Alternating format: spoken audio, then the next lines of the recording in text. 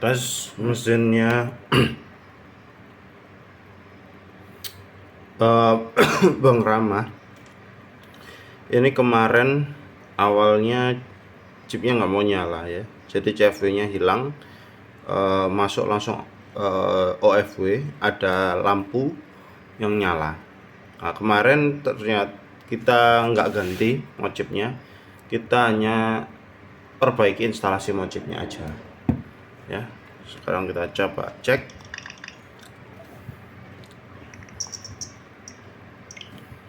Ini sudah masuk ke mode CFW-nya ya. Ada tulisan E di sini. Atmos.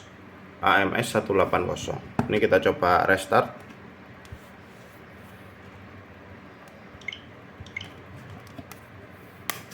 Kita cek ya. Nah, lampunya nyala ya. Ini 2 kali. Hitungannya cepat. Kita coba cek ke micro SD-nya. Micro SD-nya SanDisk original ya, jadi vendor ID-nya nunjukin kalau dia SanDisk, kapasitas 128 GB. Format sistemnya FAT32, udah bener, udah aman. Coba kita power off, kita coba nyalakan lagi. Kita coba nyalakan kira-kira 10 kali ya.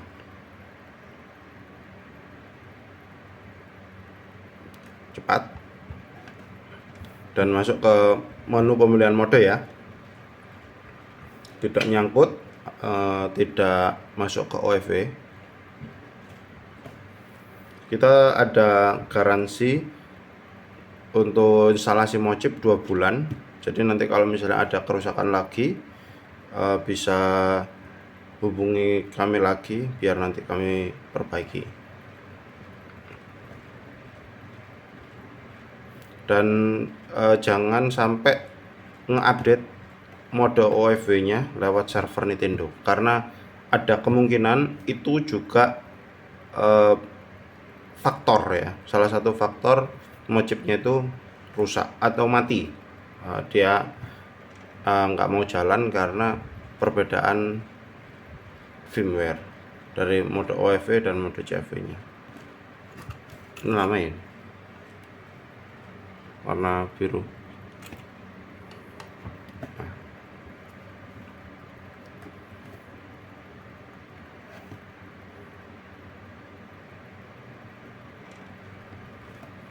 Kalau stress test sebenarnya seperti ini untuk mocip ya, ngeliatin kalau mocip itu baik atau enggak, pemasangannya yang bagus atau enggak, seperti ini.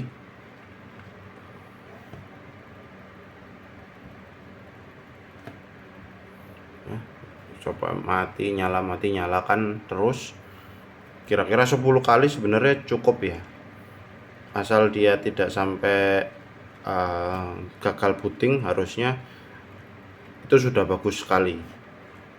Tapi tetap kita ada garansi selama 2 bulan.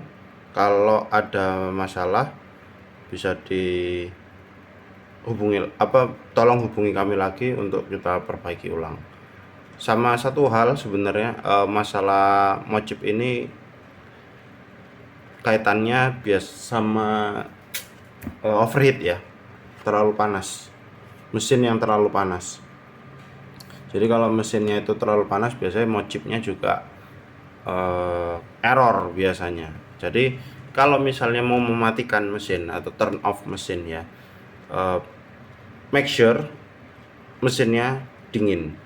Kalau misalnya nggak bisa, kan kadang tiba-tiba dia force close atau minta restart sendiri, posisi lagi main misalnya, jangan langsung dinyalakan, tapi tunggu dia dingin dulu. Mungkin nunggu 30 menit sampai 1 jam, make sure mesinnya dingin, terus coba dinyalakan, karena memang panas juga mempengaruhi, seperti itu. Tapi tetap kalau misalnya ada gagal booting, terus coba tunggu, ditahan tombol powernya 15 detik ya, terus habis itu biarin gitu, jangan dicas, jangan dicoba nyalakan lagi, dibiarkan saja kira-kira 30 menit sampai 1 jam. Kalau masih tetap tidak bisa, tunggu 2 hari ya, tunggu 2 hari. Kalau tetap tidak bisa, baru mungkin bisa hubungi kami, bisa dikirim balik ke tempat kami, seperti itu. Ini firmware-nya 901 ya, jadi OFW-nya lebih tinggi daripada CFW-nya. Hanya saja masih kepalanya masih sama 19 ya. Kita coba restart, make sure yang mode OFW-nya tadi 1900 kalau nggak salah.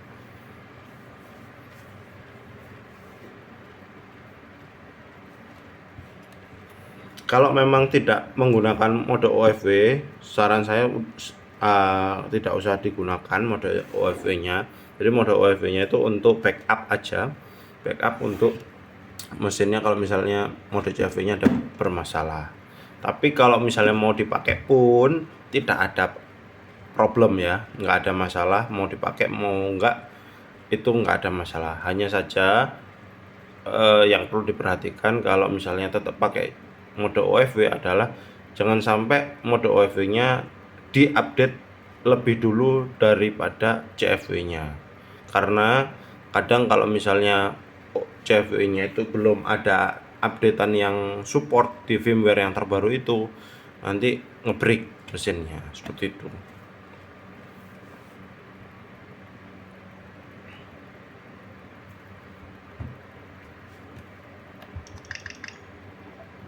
Ini mode CFW-nya ya, yang ada gamenya. Oh sama, oh enggak sama ya, 1901. Oke, nggak ada masalah. Sudah kita tes selama kurang lebih 3 hari.